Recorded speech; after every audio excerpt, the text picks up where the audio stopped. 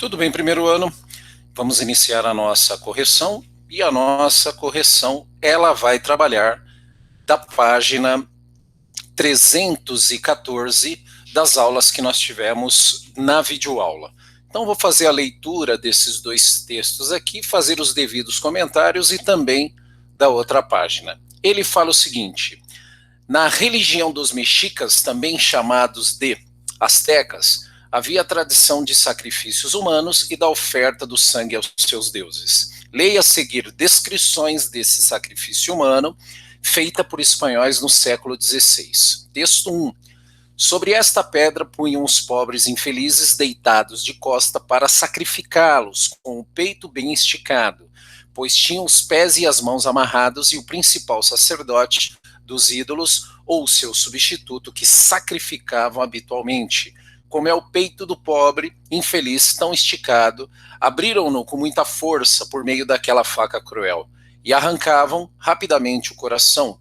E o oficiante deste ato vil batia então o coração contra a parte exterior dos pés do altar, deixando ali uma mancha de sangue.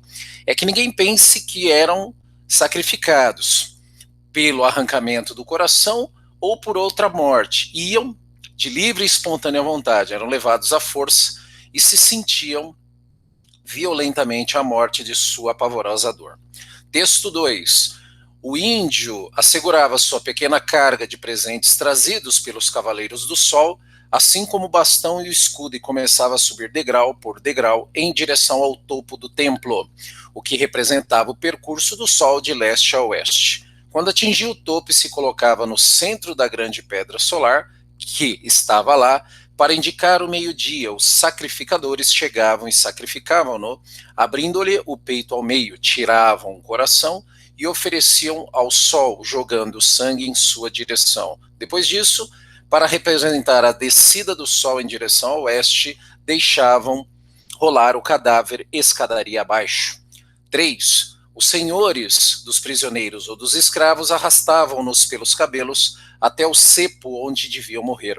Chegando ao cepo, que era uma pedra de 3 palmos de altura, ou um pouco mais de 2 de largura, ou quase, eles eram derrubados sobre ela de costas, e 5 pessoas os agarravam, 2 pelas pernas, 2 pelos braços e 1 pela cabeça. Então vinha o sacerdote que lhe devia matá-los, e os que golpeava no peito com as 2 mãos e uma pedra de sílex feita com ferro de lança. E pela abertura que acabava de fazer, introduzia uma mão e arrancava-lhe o coração, depois oferecia-o ao sol e jogava-o numa cabaça.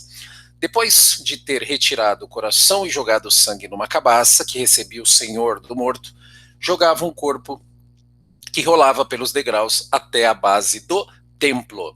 Nós temos aqui 3 textos de autorias diferentes, e a partir deste comparativo ele pede semelhanças e diferenças. Vamos começar pelas semelhanças. Os 3 textos descrevem sacrifícios humanos praticado por povos indígenas na América pré-colombiana. De fato, os 3 textos, claro, com uma escrita própria, mas semelhantemente falam a mesma coisa.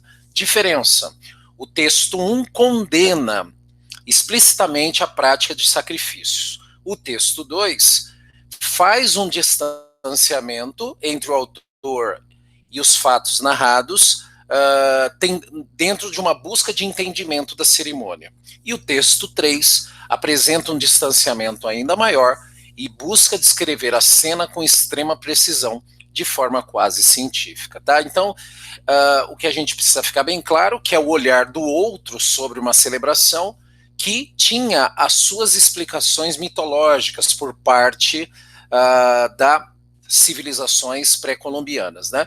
Claro que o julgamento, a partir de uma outra matriz cultural, acabou, dentro da perspectiva do texto e colocado a minha justificativa, enquanto aula, enquanto correção, claro que prevaleceu os valores eurocêntricos dessas questões. Mas fica aqui o registro de semelhanças e diferenças, tá? Vamos então para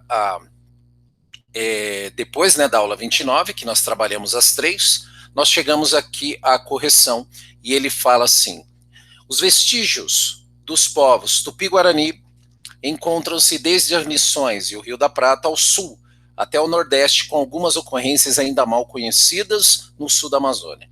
A leste ocupavam toda a faixa litorânea, desde o Rio Grande do Sul até o Maranhão. A oeste aparecem no Rio da Prata, no Paraguai, e nas terras baixas da Bolívia. Evitam as terras inundáveis do Pantanal e marcam sua presença discretamente nos cerrados do Brasil Central. De fato, ocuparam de preferência as regiões de floresta tropical e subtropical.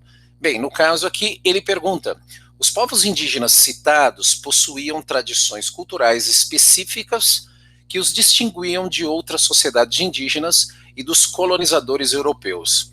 Entre as tradições tupi-guarani, destacavam-se, aqui ele fala a correta, a ritualização da guerra entre as tribos e o caráter migratório, semi-sedentário de alguns povos, né? Então, ela está correta porque, no caso do Brasil, nós tivemos aí, dentro da historicidade dos nativos, nós tivemos níveis de desenvolvimento diferente, mas resguardado que, a grosso modo, genericamente falando, é claro que tem as especificidades das tribos, mas dos grupos sociais, mas genericamente eram povos coletores e semi-sedentários.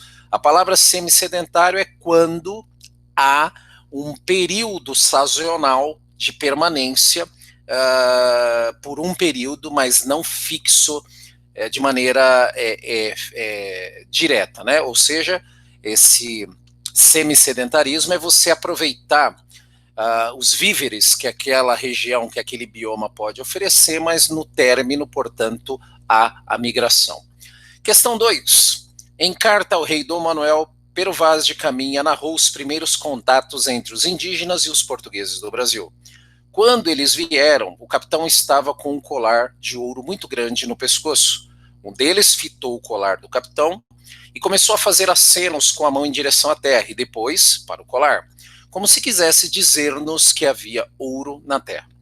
Outro viu umas contas de rosário brancas e acenava para a terra e novamente para as contas e para o colar do capitão, como se dissesse que dariam ouro por aquilo. Isto nós tomávamos nesse sentido, por assim o desejarmos. Mas se ele queria dizer que levaria as contas e o colar, isto só não queríamos entender, porque não havíamos de dar-lhe. Este trecho da Carta de Caminha nos permite concluir que o contato entre as culturas indígenas e europeia foi, aqui vamos então para a correta, guiado pelo interesse dos descobridores em explorar a nova terra, principalmente por meio da extração de riquezas, interesse que se colocava acima da compreensão da cultura dos indígenas, que seria quase dizimada junto com essa população. Isso vem de encontro com uma visão eurocentrista, uma visão capitalista mercantilista que, quando chega, portanto, ao Novo Mundo, as intenções, elas são puramente mercantis. Então, por isso que a letra B, ela é a mais correta, porque não havia necessidade de se compreender, mas havia ganância pela exploração, dado pelo contexto histórico que as nações europeias estavam passando. Muito bem, espero que vocês tenham acertado e até a nossa próxima correção. Muito obrigado.